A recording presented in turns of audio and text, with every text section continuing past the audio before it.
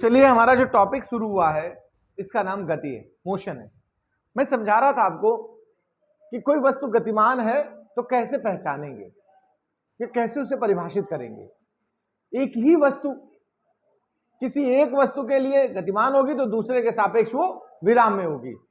आप बस में बैठे हैं और बस में जो आपके पड़ोस में दूसरा पैसेंजर बैठा है या ड्राइवर बैठा है, उसके सापेक्ष यदि मैं पूछूं तो आप विराम में हैं। किसमें है?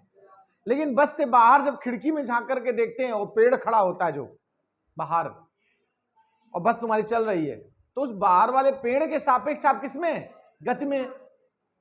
तो एक ही वस्तु एक ही समय में किसी एक वस्तु के सापेक्ष गतिमान होगी तो दूसरे के सापेक्ष विराम में हो सकती है।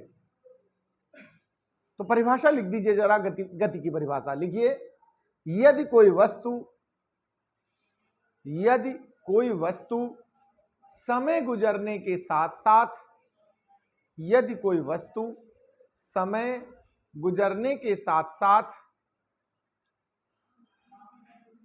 अपने वातावरण के सापेक्ष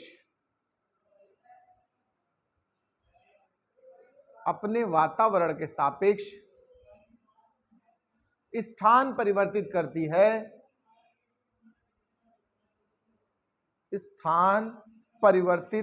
है,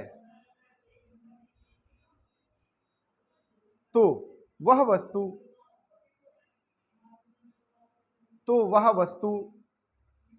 उस वातावरण के सापेक्ष गतिमान होगी। उदाहरण लिख लीजिए। उदाहरण लिखिए। किसी चलती हुई ट्रेन में, उदाहरण बोल रहा हूं मैं, किसी चलती हुई ट्रेन में बैठा यात्री सामने बैठे दूसरे यात्री के सापेक्ष विराम में होगा, जबकि सामने बैठे दूसरे यात्री के सापेक्ष विराम में होगा, जबकि बाहर स्थित पेड़,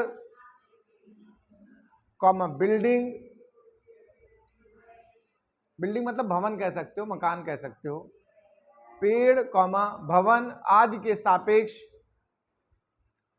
गतिमान होगा। ये गति की परिभाषा हो गई। अगर आपसे कोई पूछे कि मोशन क्या है, परिभाषित कीजिए, तो आपको सबसे मेन बात जो बोलनी है कि अगर समय बदलने के साथ साथ, समय तो बदलता रहेगा, समय तो चलता ही रहेगा, वो तो विराम में आना नहीं है, समय बढ़ने के साथ साथ यदि कोई वस्तु अपने आसपास की वस्तुओं के सापेक्ष स्थान बदल दे तो वो वस्तु उन वस्तुओं के लिए गतिमान होगी। जैसे एक उदाहरण समझाता हूं मैं। और ये मान लीजिए कोई प्लेटफॉर्म है। ये क्या है भाई जी? प्लेटफॉर्म। यहां से कोई ट्रेन चली, ये ए प्लेटफॉर्म है और बी नाम की कोई ट्रेन है। ये ट्रेन जा रही, मान लो इधर को, लगातार जा रही है, चलती जा रही है। तो क्या, देखिए आप ध्यान देना, ये ट्रेन इस प्लेटफॉर्म के सापेक्ष गतिमान होगी या नहीं होगी? बताओ। गतिमान होगी भाई। प्लेटफॉर्म से देखो दूर चली जा रही कि नहीं चली जा रही? तो हमने सापेक्ष किसके माना? प्लेटफॉर्म के। प्लेटफॉर्म के सापेक्ष ट्रेन गतिमान है। अब मैं इसका उल्टा पूछता हूं।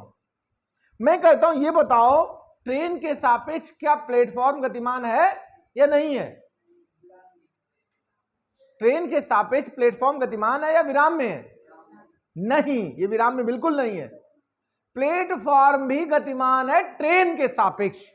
अब आपके मन में आ रहा होगा, अच्छा फिजिक्स पढ़ा रहे हैं हमको यार, ये हम जमानों से देख ले प्लेटफॉर्म वहीं पड़ा हुआ है, कभी चल गया नहीं कहीं खिसक के 1 इंच भी। ऐसा लग रहा होगा तुम्हें कि ये अच्छा फिजिक्स पढ़ाने लगे हमको। मैंने आपसे एक बात बोली, सापेक्ष। क्या प्लेटफॉर्म ट्रेन से दूर नहीं जा रहा है क्या?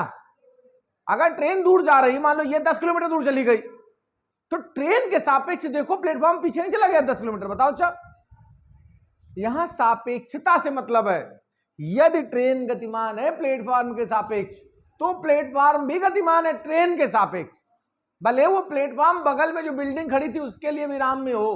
बात समझना, आपका अपना सोचना कुछ हो सकता है, अलग बात है। भौतिक विज्ञान अपने हिसाब से बात करता है।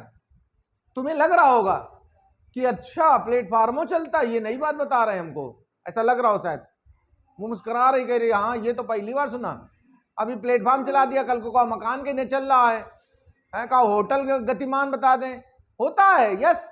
अगर आप बाइक से जा रहे हैं, सुनिए मेरी बात, यहाँ बाइक खड़ी है आपकी, ये मकान है, मेरी बिल्डिंग, ये बिल्डिंग आपकी बाइक दोनों खड़े हैं अभी, तो बाइक के सापेक्ष ये बिल्डिंग विराम में है, इस बिल्डिंग के सापेक्ष बाइक भी विराम में है उस समय।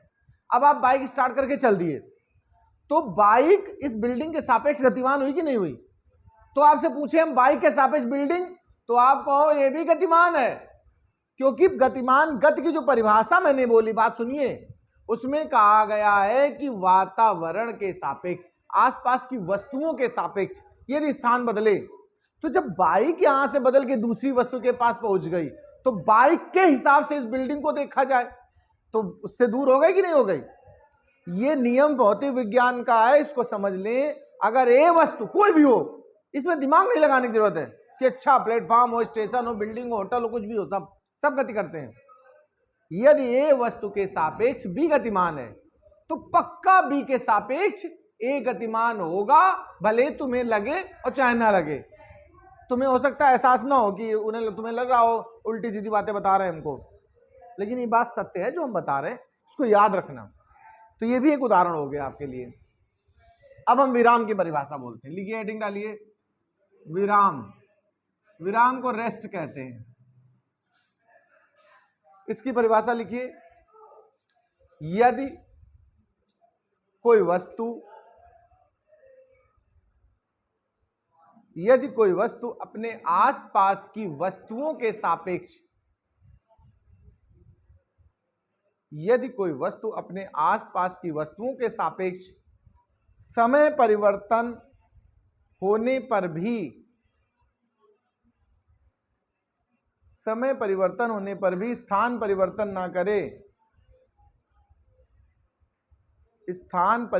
ना करे तो वह वस्तु उस वातावरण के सापेक्ष विराम में होगी। तो वह वस्तु उस वातावरण के सापेक्ष विराम में होगी। इसका उदाहरण लिखिए, विराम में होगी, इसका उदाहरण लिख लें। उदाहरण के अंदर लिखिए, चलती हुई ट्रेन में बैठा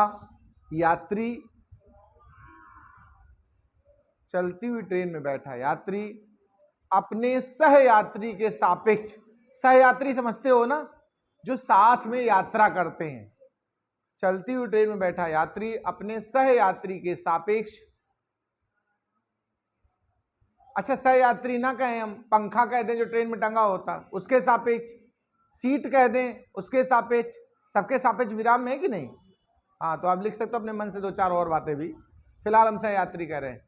लिखिए, सहयात्री के सापेक्ष विराम में होगा, सहयात्री के सापेक्ष विराम में होगा। अब देखिए हम बात करते हैं आगे